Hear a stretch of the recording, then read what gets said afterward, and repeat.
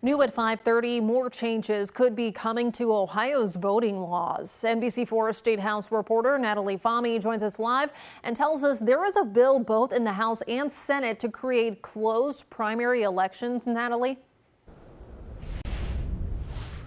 Jennifer, sponsors of the legislation say making this move would help ensure integrity in our primary elections. But the state's top elected official is not on board.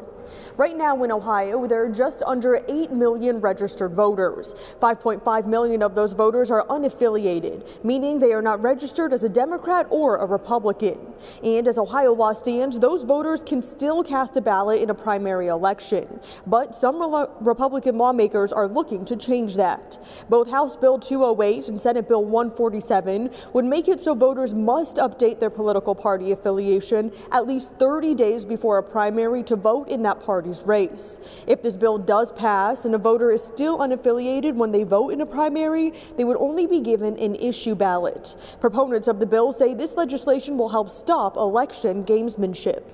What you're doing essentially is you're identifying the candidate that you would really want to emerge to the general, just so that maybe your party could beat that candidate. So those kind of games are played, and so having a closed election helps to prevent that type of gamesmanship. I think this system works pretty well. I think we have a good election system in the state of Ohio. We've seen a few changes in the last year or two, but it's a good system. I don't see any urgent need to change it.